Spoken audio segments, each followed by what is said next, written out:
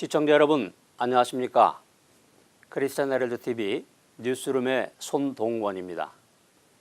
지난주에 방영되었던 1906년 아주사 스트리트 리바이벌을 보시고 많은 분들이 격려의 메시지를 보내주셨습니다. 세계 각국에서 뉴스룸과 크리스찬 헤럴드 TV를 사랑해 주시는 여러분 모두에게 진심으로 감사드립니다.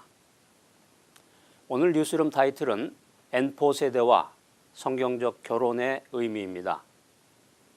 현대사회를 힘들고 어렵게 살아가는 젊은이들의 실태를 꼬집은 N4 세대라는 말이 유행하고 있습니다. N4 세대라는 말은 N가지의 것들을 포기한 세대를 말하는데 처음에 등장한 것은 세 가지를 포기한 3포 세대였습니다. 3포 세대는 연애와 결혼 그리고 출산 이 세 가지를 포기한 세대라는 뜻의 신조어입니다.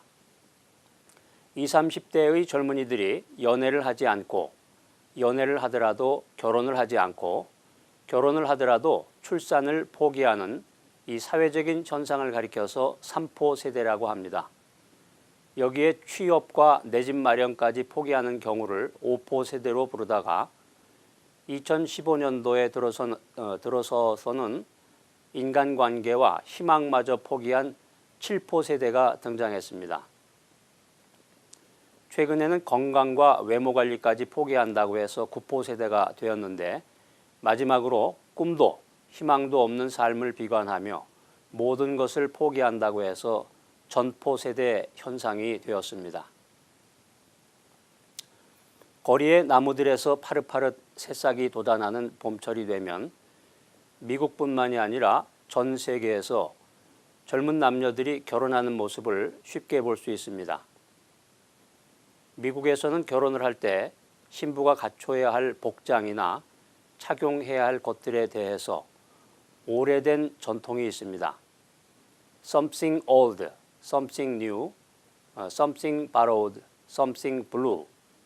이런 전통은 1800년대 빅토리아 시대로부터 내려오던 아주 오래된 것입니다.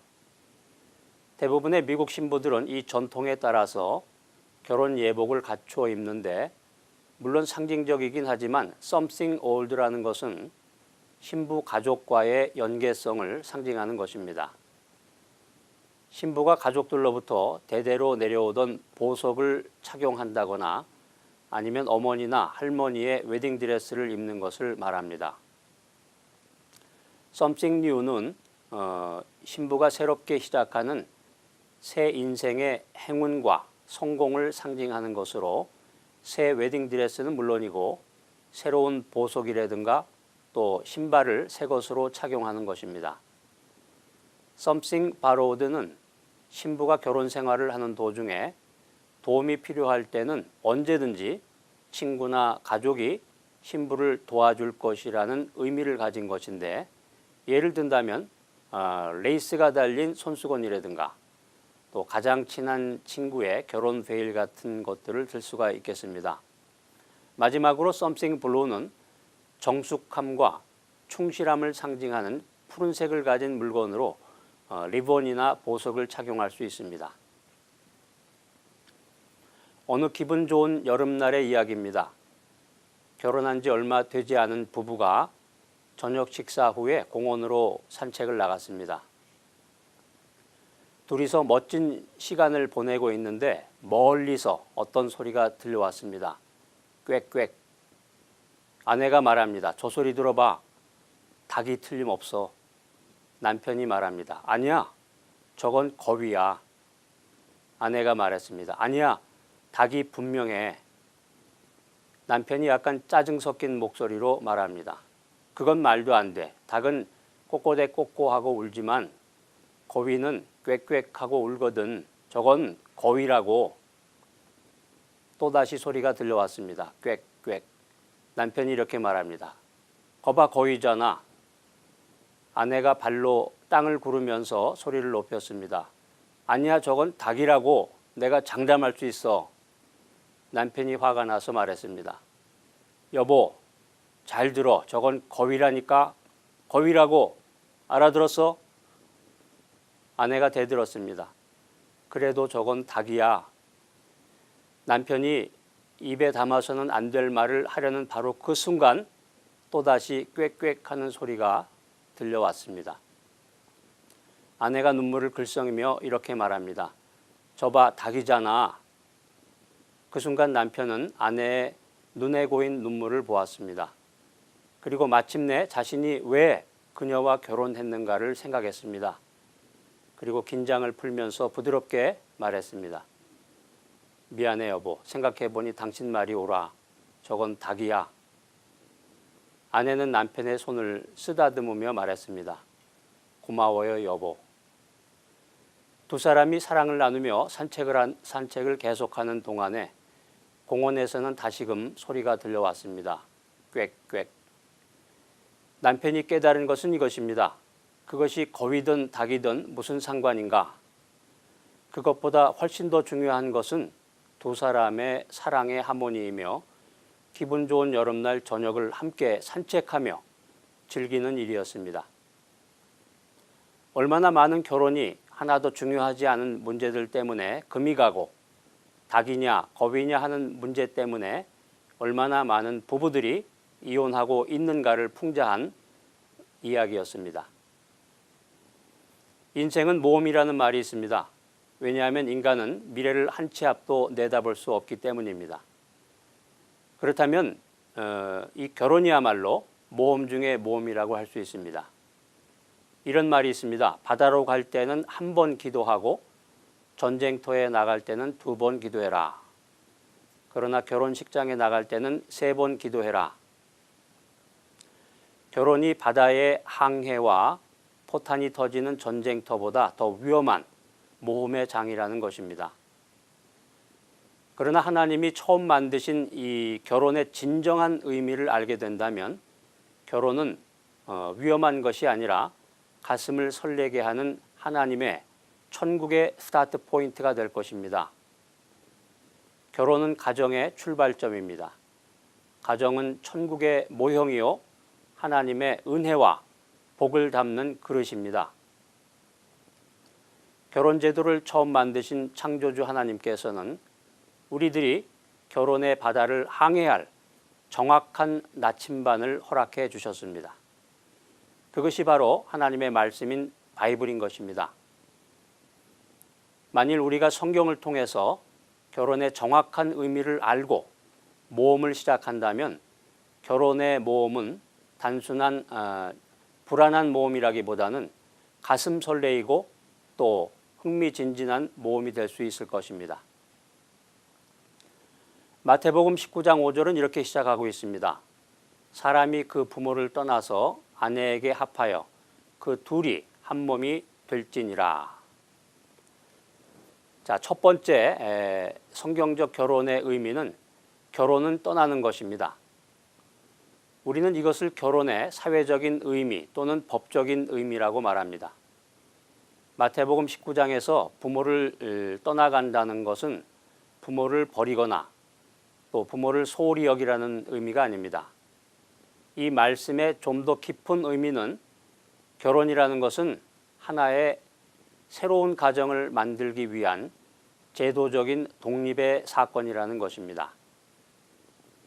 지금까지 부모를 의존하고 살아왔던 자녀들이 하나의 새로운 가정을 건설하기 위해서 무엇보다 필요한 것은 부모로부터의 심리적인 독립과 경제적인 독립의 필요성입니다.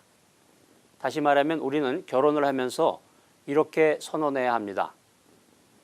부모님, 그동안 부모님의 은혜로 잘 살아왔습니다. 그러나 이제는 이 여인을 만나서 또는 이 남자를 만나서 우리가 결혼하고 우리의 힘으로 인생을 헤쳐나가며 잘 살겠습니다. 네, 이것을 법적으로 선언하는 사건이 바로 결혼의 의미인 것입니다. 혼인신고서라고 하는 것은 바로 이 법적인 독립이 이루어진 것을 사회적으로 선포하고 또 증명하는 것입니다. 결혼은 떠나가는 것입니다.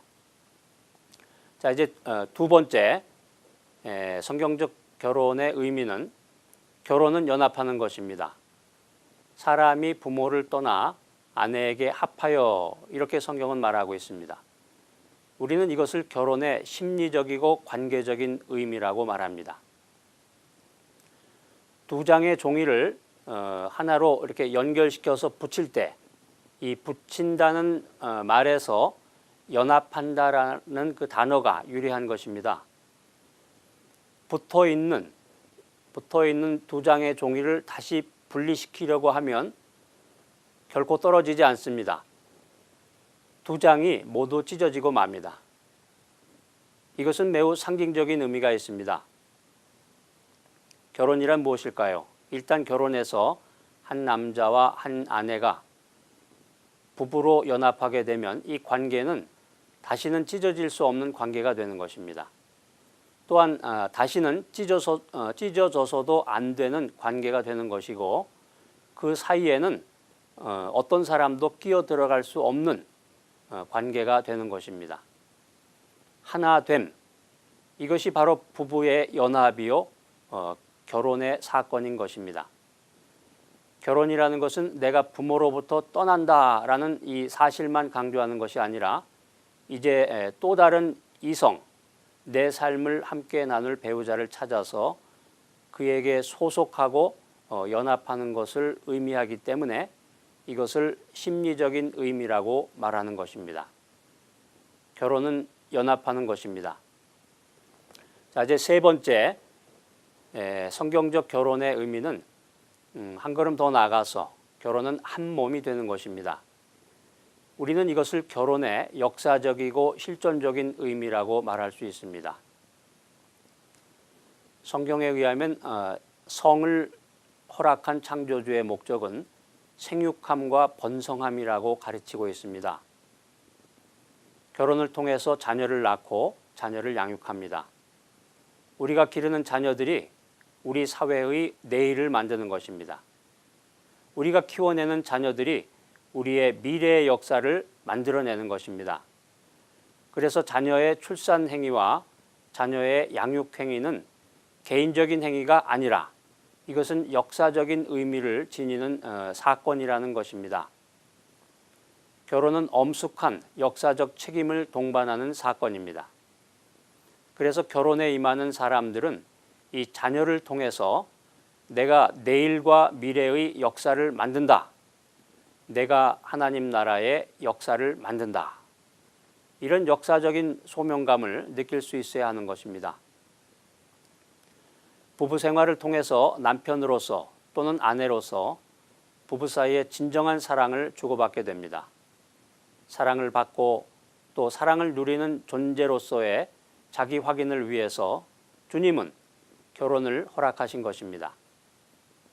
우리가 결혼을 통해서 이런 의미들을 성취해 나갈 수 있다면 이런 결혼이야말로 하나님이 짝지어 주신 부부의 참 모습일 것입니다.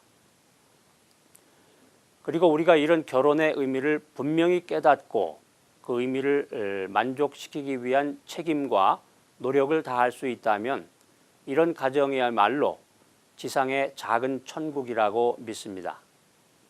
결혼은 한 몸이 되는 것입니다. 몇 해 전에 싱가포르에서 있었던 일입니다. 결혼식이 끝난 후에 신부의 아버지가 사위가 된 신랑을 이렇게 한쪽으로 데리고 갔습니다.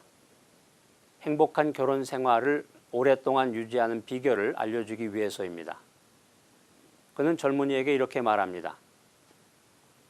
자네는 아마도 내 딸을 많이 사랑하겠지? 젊은이가 큰 소리로 말합니다. 네, 물론입니다. 장인이 말을 이었습니다. 자네는 또한 내 딸이 이 세상에서 가장 아름다운 여성이라고 생각하겠지?